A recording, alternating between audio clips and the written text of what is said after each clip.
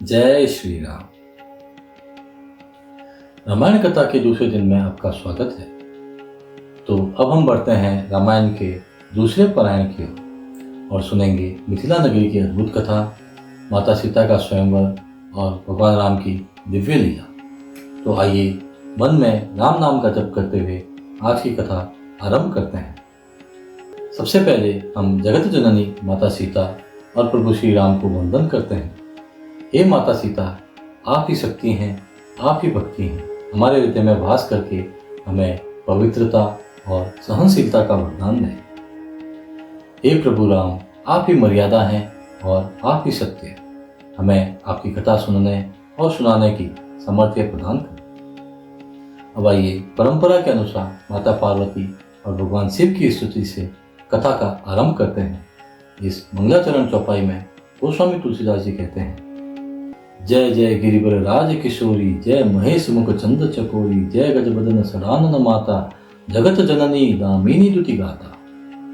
अर्थात, हे पर्वतराज हिमवान की कन्या, जगत की जननी माता पार्वती आपकी जय हो। आप भगवान शिव के मुख रूपी चंद्रमा की चकोरी हैं। आप गणेश और सडानन अर्थात कार्तिकेय की माता हैं। हे जगत जननी, आप बिजली की तरह आलोक फैलाने वाली है, जो इस संसार के दुखों को हरकर भक्ति और सुख का प्रकाश करती है। रामायण की यह दिव्य कथा स्वयं भगवान शिव ने माता पार्वती को सुनाई, ताकि जगत जननी यह जान सके कि किस प्रकार भगवान श्री राम ने धर्म की स्थापना की, अधर्म का विनाश किया और इस सृष्टि में न्याय व सत्य का मार्ग प्रशस्त किया। इसी पावन कथा को सुनकर महातपस्वी और राम भक्त काकभूषुंडी जी ने प्रभु के जीवन की मर्यादा, उनके दिव्य कर्म और धर्म की महिमा को आत्मसात किया और आगे संपूर्ण जगत में उसका प्रसार किया। तो आइए हम अब अपने हृदय में राम नाम का मधुर जप करते हुए इस पावन कथा में डूब जाएं और अनुभव करें श्री राम और माता सीता की अद्भुत, अलौकिक और प्रेरणादायक लीलाएं। महर्षि विश्वामित्र प्रभु श्री राम और लक्ष्मण को लेकर जब पावन मिथिला नगरी में पहुंचे, तो वहां के राजा जनक ने उनका बड़े हर्ष और आदर से स्वागत किया। राजा जनक अत्यंत ज्ञानी, धर्मनिष्ठ और प्रजावत्सल शासक थे। प्रभु के आगमन की सूचना से संपूर्ण मिथिला आनंद और उत्सव में डूब गई। हर और मंगल ध्वनियां गूंज रही थी, क्योंकि उसी पावन अवसर पर राजकुमारी सीता का स्वयंवर आयोजित होना था। माता सीता, जो साक्षात जगत जननी लक्ष्मी का अवतार थी, अपनी सौम्यता, लावण्य और शील से संपूर्ण जनकपुरी को पवित्र बना रही थी। उस दिन मिथिला नगरी स्वर्ग से भी सुंदर प्रतीत हो रही थी। हर गली में फूलों की बौछार थी, हर आंगन में दीपक की ज्योति जगमगा रही थी और लोगों के हृदयों में उत्साह की तरंगें उमड़ रही थी। राजा जनक का भव्य महल रत्नों और स्वर्ण से अलंकृत होकर मानो इंद्रपुरी की छटा बिखेर रहा था। माता सीता स्वयं भी रूप, गुण, करुणा और स्नेह में अनुपम थी। राजा जनक ने दृढ़ संकल्प लिया था, जो भी वीर भगवान शंकर के अद्भुत धनुष को उठाकर उसकी प्रत्यंचा चढ़ा सकेगा, वही मेरी प्रिय कन्या सीता का वर बनेगा। यह वचन सुनकर अनेक राजा और राजकुमार मिथिला पहुंचे। उन्होंने गर्व और बल से उस धनुष को उठाने का प्रयास किया, किंतु वह दिव्य धनुष किसी से भी तनिक हिला तक नहीं। धनुष मानो प्रतीक्षा कर रहा था केवल अपने आराध्य मर्यादा पुरुषोत्तम श्री राम के स्पर्श की। जब महर्षि विश्वामित्र प्रभु श्री राम और लक्ष्मण को लेकर जनकपुरी पहुंचे, तब धर्मनिष्ठ राजा जनक ने बड़े आदर और विनम्रता के साथ उनका स्वागत किया। प्रभु श्री राम और लक्ष्मण के तेजस्वी और मनोहर रूप को देखकर संपूर्ण नगरवासी मंत्रमुग्ध हो उठे। उनके सौम्य स्वरूप से नगर मानो आलोकित हो गया। उसी समय जनकपुरी के उपवन में माता सीता अपनी सखियों सहित देवी पूजन के लिए आई। जैसे ही उनकी पवित्र दृष्टि पहली बार भगवान श्री राम पर पड़ी, उनके हृदय ने बिना कहे ही उन्हें अपना सर्वस्व, अपना स्वामी स्वीकार कर लिया।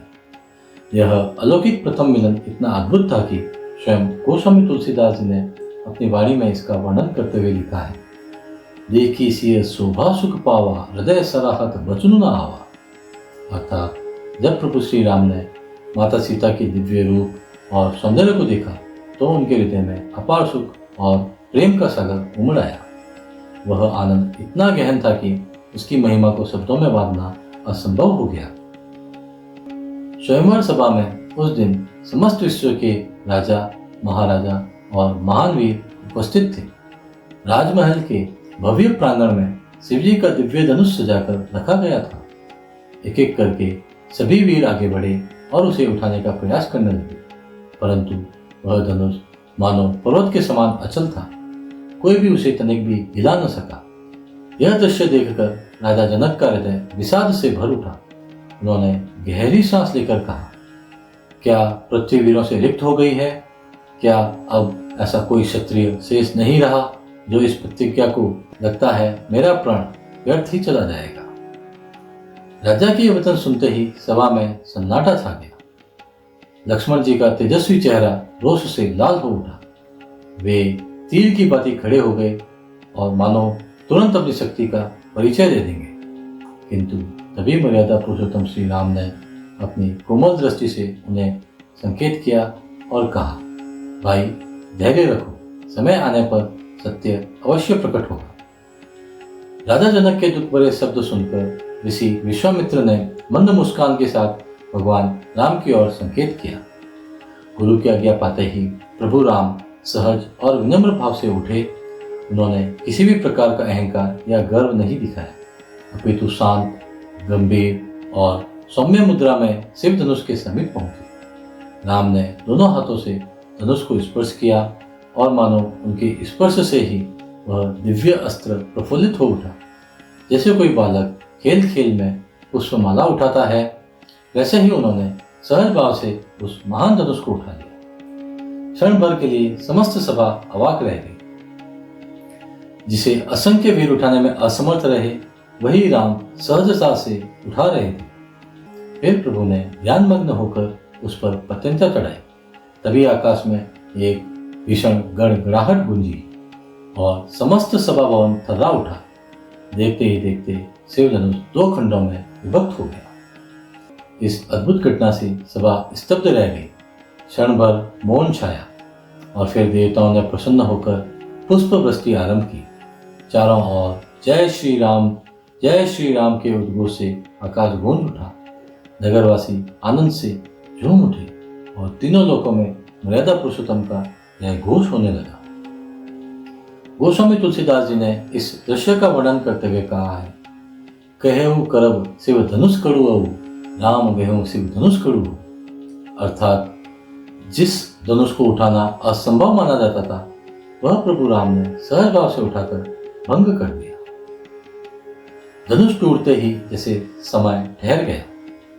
सभागार में हर आंखें आश्चर्य और श्रद्धा से चमक रही थी।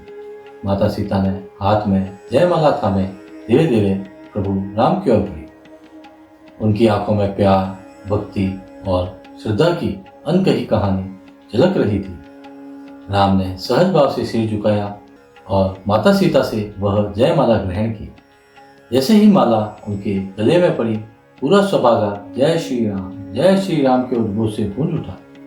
राजा जनक अपने हृदय की प्रसन्नता को शब्दों में व्यक्त करते हुए बोले, आज से राम मेरे दामाद हैं और सीता इनकी अर्धांगिनी। यह क्षण केवल एक विवाह का नहीं था, यह दो दिव्य आत्माओं का मिलन था, जो धर्म, प्रेम और भक्ति की शक्ति से जुड़े थे। दो आत्माएं जो केवल शरीर से नहीं बल्कि अपने चरित्र, श्रद्धा और पवित्रता से एक हुई थी। संपूर्ण वातावरण प्रेम, भक्ति और आनंद से ओतप्रोत हो गया और यह दिन इतिहास के स्वर्णाक्षरों में अंकित हो गया। इस प्रकार दूसरे दिन की कथा में हमने देखा मिथिला आगमन का उत्साह, जनकपुरी की भव्यता, स्वयंवर सभा का शानदार नजारा और भगवान राम द्वारा शिव धनुष का भंग। कल की कथा में हम आगे सुनेंगे परशुराम का संवाद और राम सीता विवाह की दिव्य लीला। अब आज का उपाय, व्यापार और घर में धन की वृद्धि के लिए जैसे स्वयंवर में राम और सीता का मंगल मिलन हुआ, उसी प्रकार अपने जीवन में भी शुभता और समृद्धि लाने के लिए माता को हल्दी की 2 गांठ चढ़ाएं। इसके बाद उन्हें अपनी तिजोरी में सुरक्षित रखें। इससे घर में धन स्थिर रहता है और व्यापार में वृद्धि होती है। जय श्री राम।